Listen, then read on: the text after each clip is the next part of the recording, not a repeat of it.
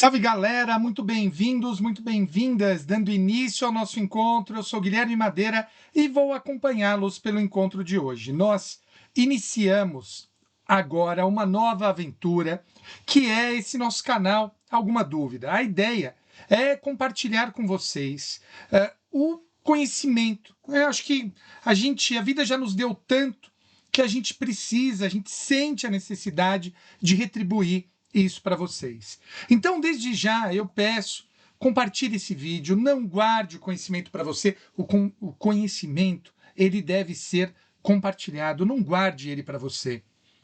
Marca seu amigo que está estudando, para a OAB, para o concurso, para o que for. Hoje é o nosso primeiro encontro. Nós vamos falar de características do inquérito policial. Aliás, aproveite e me siga no Instagram ou no Twitter, que é o @madeira10. A primeira coisa que eu gostaria de chamar a sua atenção, eu gostaria que você lembrasse das características do inquérito policial. Ele é obrigatório, dispensável, inquisitivo, sigiloso, escrito e indisponível. Obrigatório, dispensável, inquisitivo, sigiloso, escrito e indisponível. Você não tenha dúvida de que isso é cobrado de você, e isso é cobrado com bastante frequência. Primeira forma, num concurso tradicional, bancas VUNESP, bancas FCC, eles vão te cobrar exatamente isso. E deixa eu te cantar uma bola. Tá vendo que está escrito dispensável e indisponível? Sabe qual é a pegadinha? Eles trocam. Eles colocam indispensável e disponível. Eles fazem essa troca. Então, por favor, não me caia nessa pegadinha, não faça isso. Agora, vamos ver as primeiras duas características. O inquérito policial é obrigatório para a autoridade policial e dispensável para a ação penal. Ou seja, quando você narra um fato típico e antijurídico para o delegado tem o dever de instaurar o inquérito policial. Agora, quando a gente diz que o inquérito policial é dispensável, nós estamos querendo dizer que ele é dispensável para a ação penal. Ou seja, pode haver ação penal sem que tenha tido prévio inquérito policial. Não há necessidade do inquérito policial para a ação penal. Além disso, inquisitivo. Amigos, não há contraditório no inquérito policial. Primeira coisa, o inquérito policial ele não tem contraditório, não há ciência dos atos e termos do processo e a possibilidade de contrariá-los na definição clássica de Joaquim Canuto Mendes de Almeida. Não há, nós não temos isso. Claro que pode haver defesa, pode haver atuação do advogado no inquérito policial. Veja, por exemplo, o artigo 14. O artigo 14 do Código de Processo Penal, é a segunda linha, ele cria uma hipótese de atuação da defesa, tanto o artigo 14 quanto o artigo 7º do Estatuto da OAB. Amigos, artigo 14 e artigo 7º garantem direitos ao advogado. Importante que você entenda isso, esses direitos são do advogado e não da parte. Se a pessoa não constitui advogado, não é obrigatório ter advogado no inquérito policial. Se a pessoa não constitui, não vai ter. Agora, se ela constituir advogado, esse advogado terá direitos. Por exemplo, o advogado tem direito de acompanhar o depoimento do seu cliente. Ele tem esse direito. O advogado tem direito de requerer a oitiva de testemunhas. Tá claro? Agora, notem, o advogado pode requerer diligências. O delegado é obrigado a atender essas diligências? Não, não. O artigo 14, insisto, o 14, o caput do 14, ele é claro. O advogado pode requerer diligências e o delegado não é obrigado a cumprir estas diligências. Está bem? Amigos, agora notem, a defesa no inquérito policial ela é facultativa, mas nós temos uma exceção. O artigo 14A do Código de Processo Penal ele cuida de hipóteses em que a defesa é obrigatória. Eu separei para vocês aqui as características. Servidores vinculados ao artigo 144 da CF, investigados pelo uso da força letal.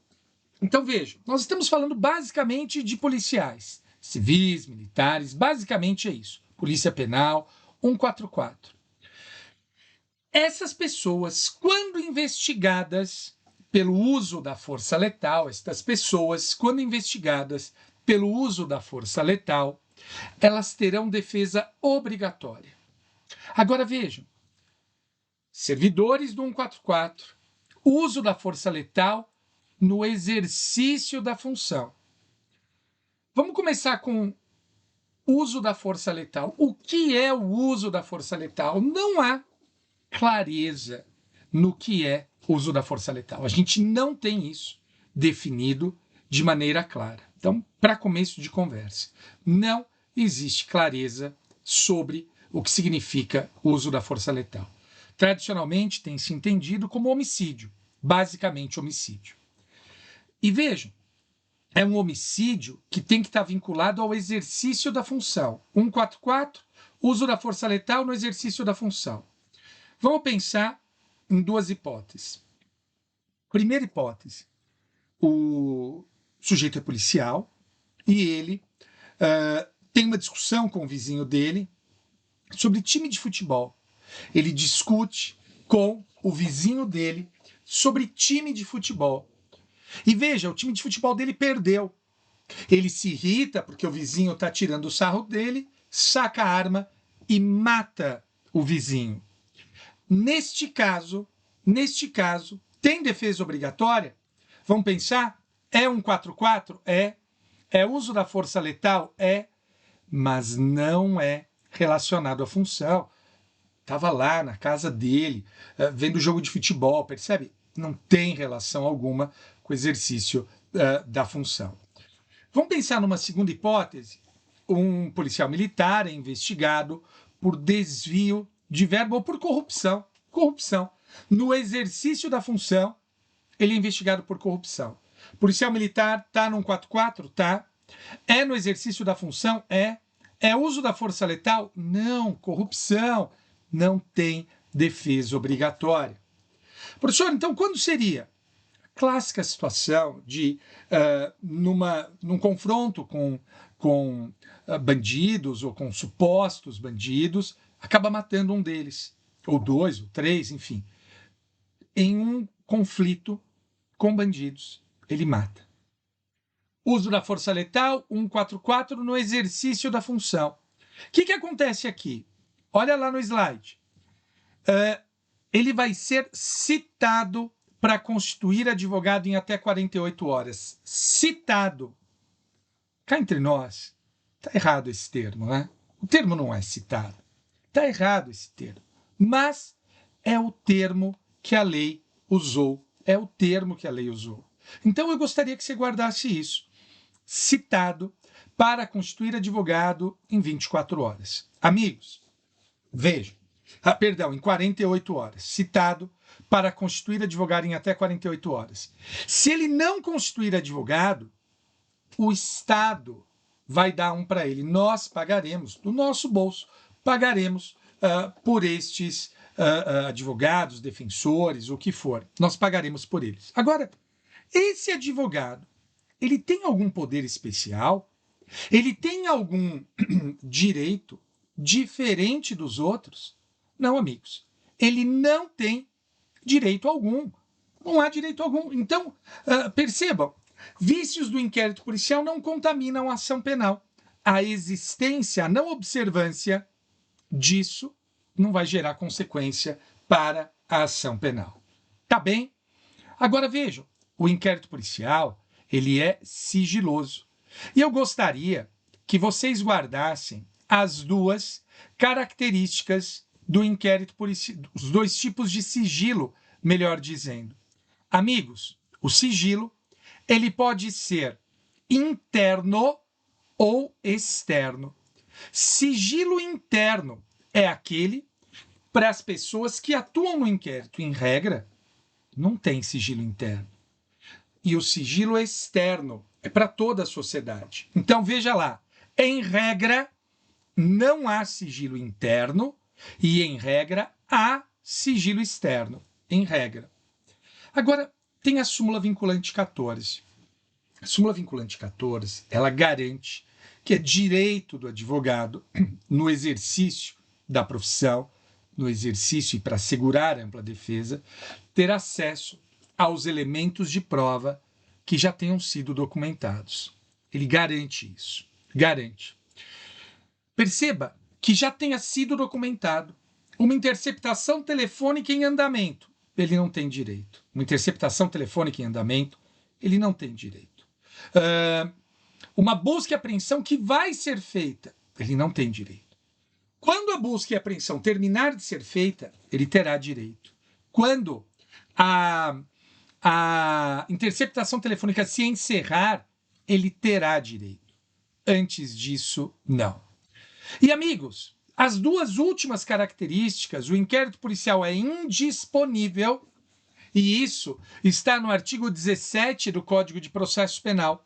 O que quer dizer falar que o inquérito policial é indisponível? Quer dizer que o delegado não pode arquivar. Pessoal, o delegado pode ter plena convicção de que a pessoa não cometeu o crime, mas ele não arquiva.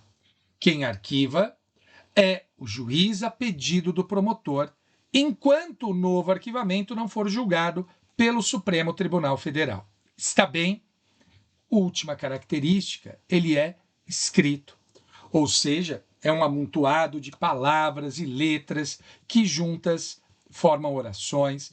Eu estou brincando, mas tem uma coisa que eu queria que você soubesse. O inquérito policial, hoje, está havendo uma revolução silenciosa. O inquérito policial está deixando de ser físico, está deixando de ser meramente escrito. O inquérito policial, assim como o processo, estão perdendo a sua característica física. Eles estão sendo digitalizados. O inquérito eletrônico vai revolucionar o direito, como o processo digital revolucionou. Acredita, você talvez seja novo demais para entender essa revolução, mas em menos de 10 anos, essa mudança do papel para o digital mudou tudo. Fez toda a diferença. E aí, gostou? Eu peço que você curta, que você compartilhe, que você indique para os seus amigos. Amigos, é importante compartilhar o conhecimento. E aí, você tem alguma dúvida? A ideia é que você escreva aqui, que a gente converse. Tem alguma dúvida? Eu adoraria ler as suas opiniões aqui. Comente, escreva e compartilhe com seus amigos. Espero que esse seja o início de uma jornada fantástica junto com o Gustavo, junto com a Paty e junto com você. Muito obrigado pela atenção, fiquem com Deus e sejam felizes. Valeu!